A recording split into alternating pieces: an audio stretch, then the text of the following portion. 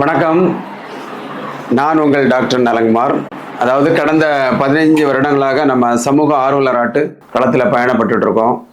அதாவது இந்த சமூகம் நல்லா இருக்கணும், இயலாதவங்க இல்லாதவங்களுக்கெல்லாம் அவங்கள ஒரு மீன் பிடிக்கத்தக்க ஒரு விழிப்புணர்ச்சி ஒரு நிகழ்ச்சியாக இருக்கலாம்.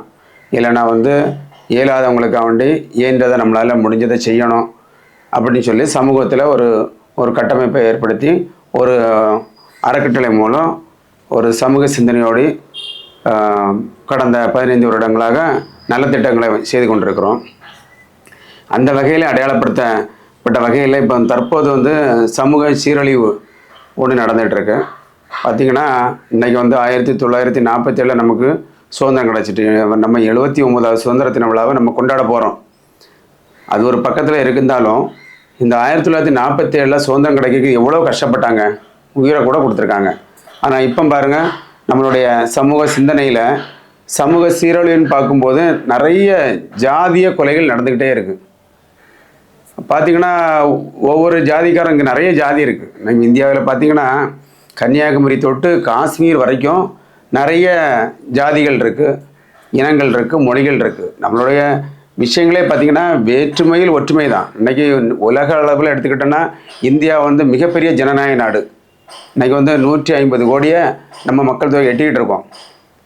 அந்த வகையில் நம்மளுடைய நிறைய மைனஸ் பாயிண்ட் இருக்குது.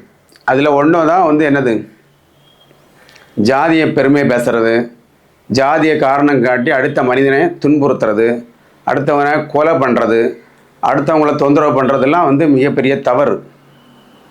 அது ஆக்சுவலாக ரொம்ப அதில் ஆராய்ச்சி பண்ணி பார்த்தோன்னா ஜாதி எங்கேருந்து வந்துச்சு யாராலும் சொல்ல முடியுமா? கண்டிப்பாக ஜாதி ஒன்றுமே கிடையாது. ஒரு ஆள் சொன்னார், எப்பா நீ இந்த தொழிலை சரியா, நீ இந்த ஜாதின்னு சொல்லி வச்சுட்டாரு, அவ்வளோதான். அதில் பெருமை பேசுகிறதுக்கு ஒன்றுமே இல்லை. ஒவ்வொரு தொழில் பண்ணுறாங்க, இந்த வர்ணாசிரமம்னு ஒன்று இருக்குது. இந்த தொழிலை பண்ணுறவன் இந்த ஜாதின்னு அடையாளப்படுத்திக்கிட்டோம். அதில் ஜாதியை பெருமை பேசுகிறதுக்கு ஒன்றும் இல்லை. எல்லாருமே வேலை செய்து நிலத்தில் வேர்வை சிந்தி தான் உழைக்கிறோம். ஒவ்வொரு மனிதனை பொறுத்த வரையிலும் உழைச்சி தான் சம்பாத்தியம் பண்ணுறோம். எல்லா தொழில் பண்ணுறவனும் அப்படி தான். அந்த நேரத்தில் ஏன் ஜாதி பெருசு, ஓன் ஜாதி சின்னது, இல்லை அவன் இன்னொரு ஜாதி பெருசுன்னு சொல்கிறதுக்கு இங்கே மனித குலத்தில் கடவுளுடைய பார்வையில், பிரபஞ்சத்தின் பார்வையில் எல்லாருமே சமந்தான். எல்லாருக்கும் 2 கண்ணு இருக்குது, ஒரு மூக்கு இருக்குது இல்லையா, ஒரு சிந்தனைகள் இருக்குது, 2 கால் 2 கை தான் இருக்குது. ஒருவேளை நான் என்ன கேட்குறேன், ஜாதியாக பெருமை பேசுகிறவங்களுக்கு ஏதாவது 3 கை இருக்கா, இல்லை 2 மூளை இருக்கா? அப்புறம் எதுக்கு பெருமை பேசிக்கிட்டு? ஜாதிங்கிறது ஒரு பாரம்பரியம் இருக்குது. அவங்களுக்கு ஒரு தொழில் பண்ணுறாங்க. இப்போ பார்த்தீங்கன்னா ஒரு தொழில் பண்ணக்கூடிய இப்போ நிறைய ஜாதிகள் இருக்குது. எதை சொன்னாலும் தப்பாக போயிடும். ஏன்னா நம்ம பேசும்போது கரெக்டாக பேசுகிறோம், ஆனால் அதை ரிசீவ் பண்ணக்கூடிய மக்கள் மனசில் ஜாதியை ஒரு பெருமை பேசக்கூடிய ஒரு மனசில் போய் ரீச் ஆகும்போது அது தப்பாக போயிடுது. அந்த விஷயங்களை ரிசீவ் பண்ணும்போது தப்பாக போயிடுது. அதனால் ஒரு தொழிலை பண்ண போது அந்த தொழிலை சம்மந்தப்படுத்தி தான் அந்த ஜாதியை சொல்கிறாங்க இல்லையா? அப்போ அந்த ஜாதியில் உள்ளவன் ஜாதியை பெருமை பேசிக்கிட்டே வேலை செய்யாமல் வீட்டுக்குள்ளே முடங்கி கிடந்த பிழைக்க முடியுமா? தொழிலை செய்யணும்ல. தொழிலை பேஸ் பண்ணி தானே ஜாதியை சொல்கிறாங்க. அந்த ஜாதி எதுக்கு அன்னைக்கு சொல்லி வச்சாங்கன்னா, அந்த தொழிலோட ஒரு ஃபினிஷிங் காப்பாற்றப்படணும், அந்த தொழில் வளர்ச்சி வரணும், அது மூலமாக மக்கள் அந்த தொழிலை செய்து அவங்க தன்னிறைவு பெறணுங்கிறனால தான் அந்த ஜாதியை சொல்லி வச்சாங்க. அது எல்லா ஜாதிக்கும் பொருந்தும். பார்த்திங்கன்னா நம்ம கடவுளுக்கே ஜாதி சொன்னவங்க. நம்ம கடவுள் யாருமே இது வரைக்கும் கடவுளை பார்த்ததில்ல. சிலவங்க உணர்ந்துருக்கிறாங்கன்னு சொல்கிறாங்க. அப்படி ஒரு வகையில் பார்த்திங்கன்னா அந்த ஒவ்வொரு கடவுளுக்கும் ஒரு ஜாதி வச்சிடுறாங்க.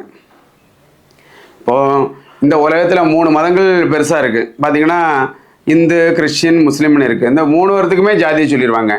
நான் ஒன்று சொல்கிறேன், இந்திய நாட்டை விட்டு நீங்கள் வெளியில் போகக்கூடிய இளைஞர்களுக்கு தெரியும். ஒரு அமெரிக்கா போட்டோம், இல்லைன்னா ஒரு சவுதி கண்ட்ரிஸுக்கு போட்டோம், இல்லைன்னா யூரோப்பியன் கண்ட்ரிஸுக்கு போட்டோம். அங்கெல்லாம் ஒரு மனிதனை ஜாதியை சொல்லி எந்த விதத்துலேயும் கூட்டி பேசவோக்கோ குறைச்சி பேசவோ இல்லை. பாழா போன இந்த நம்மளுடைய ஊரில் தான் இந்த மாதிரி இருக்குது. அது ஏன்னு தெரியல. இப்போ ஒரு ஆளுக்கு அவரோட ஜாதி அவருக்கு பெருமை. இப்போ என் பேர் ஒரு பேர், என்னோட அப்பா அம்மா இருக்காங்க, அவங்களோட அப்பா அம்மா இருக்காங்க, நாங்கள் ஒரு வீடு வச்சுருப்போம், ஒரு ஊரில் வசிச்சுட்டு இருப்போம். நாங்கள் எங்களுக்கு நிறைய நல்லது செய்தோம்னா நல்லதாக நினைப்பாங்க மக்கள். நான் கெட்டதாக செஞ்சேன்னா கெட்டதாக நினைப்பாங்க, அவ்வளோதான் உண்டே தவிர இதுதான் பிரபஞ்சத்துக்கும். நல்லது நினைச்சா நல்லது நடக்கும், கெட்டது நினச்சா கெட்டது நடக்கும், அவ்வளோதான். அதில் வந்து நான் ஜாதியாக பெருமை பேசிக்கிட்டு ஒன்றும் செய்யாமல் இருந்தால் நான் தாந்தே தான் போவேன், அழிஞ்சே தான் போவேன். அதனால் இந்த வீடியோ பார்க்கக்கூடிய அனைத்து சகோதர சகோதரிகளுக்கும் மிகப்பெரிய ஒரு விஷயத்த என்னென்னா, ஜாதியை பெருமை பேசாதீங்க. ஏன்னா ஜாதி வந்து மக்களை நல்வழிப்படுத்தணும். எந்த ஒரு விஷயமும், ஒரு கல்வியாக இருக்கட்டும், ஒரு விழிப்புணர்வு ஒரு விஷயங்களாக இருக்கட்டும், அரசாங்கத்தோட திட்டங்களாக இருக்கட்டும், இல்லைன்னா ஒரு ஒரு ஒரு ஒரு பெரியவரோட ஒரு ஒரு மகானோட பேச்சாக இருக்கட்டும், அதெல்லாம் எதுக்கு வருது? இப்போ விபிலியத்தை எடுத்துக்கிடுங்க, பகவத்கீதை எடுத்துக்கிடுங்க, குரான் எடுத்துக்கிடுங்க, ஐயாவோட சமூக நெறி அந்த நூலை எடுத்துக்கிடுங்க, எல்லாமே வந்தது வந்து அந்த மனிதர்கள் வாழும் இடத்துல அந்த மனிதர்களை நல்வழிப்படுத்துறதுக்கு தான் தவிர எந்த ஒரு இதையும் கெட்டது சொல்லக்கு எந்த மதமும் சொல்லலை. அதே மாதிரி தான் ஜாதியும் கெட்டது சொல்லதுக்கு உருவாக்கப்படவில்லை. ஒவ்வொரு மனிதனும் செய்யக்கூடிய தொழிலை வச்சு நீங்கள் தொழிலை நல்லா செய்யுங்கன்னு தான் அடையாளப்படுத்தப்பட்டான். ஓ, அவன் அந்த தொழிலை செய்கிறவன், இவன் இந்த தொழிலை செய்கிறவன், அப்படி தான் அடையாளப்படுத்தப்பட்டான்னு தவிர அதை வந்து அதில் ஜாதியை அவன் கீழ் ஜாதி இவன் மேல் ஜாதி ஒன்றுமே இல்லை. எல்லாருக்கும் ஜாதியும் கிழிச்ச அர்த்தம் தான் வரும். அதனால் அனைவரும் சமத்துவம் தான், அனைவருமே சம உரிமை உண்டு. இந்த அரசியலமைப்பு சட்டம் 1947க்கு முன்னால் வந்து மன்னராட்சி இருந்துச்சு. இப்போ அரசியலமைப்பு சட்டத்தின்படி தான் நம்ம நடக்கிறோம். அதில் எந்த ஒரு இதுவும் நமக்கு கிடையாது. அதனால் வந்து அனைவரும் சமங்கிறத உணர்ந்துக்கிடணும். ஒரு மனிதன் வந்து அடுத்த மனிதனுக்கு மேலே எவ்வளோ தூரம் அன்பாக இருக்கீங்களோ அந்த அளவுக்கு தான். இப்போ நான் இந்த சமுதாயத்துலேருந்து சமூகத்துலேருந்து என்ன எதிர்பார்க்குறேன்? எல்லாரும் என்னையே மதிக்கணும், எல்லாரும் என்கிட்ட அன்பாக இருக்கணும், நல்லா பழகணும்னு நினைக்கிறேன். அப்போ நான் அவங்ககிட்ட அவங்களெல்லாம் மதிக்கணும், அவங்ககிட்ட அன்பாக இருக்கணும், அவங்ககிட்ட நல்ல மாதிரி பழகினாதுன்னா அது எனக்கு திருப்பி கிடைக்கும். நம்ம எதை செய்கிறோமோ, நியூட்டன் 3வது விதின்னு சொல்லி நம்ம என்ன செய்கிறோமோ அதுக்கு நேர் எதாவது நமக்கு திருப்பி கிடைக்குது. அந்த வகையில் நம்ம வந்து அனைத்து மனிதர்களும் அனைத்து ஜாதிகளும் மதங்களும் சமமாக பாவித்து அடுத்த மனிதர்களை மனிதத்தை மட்டும் பார்ப்போம்.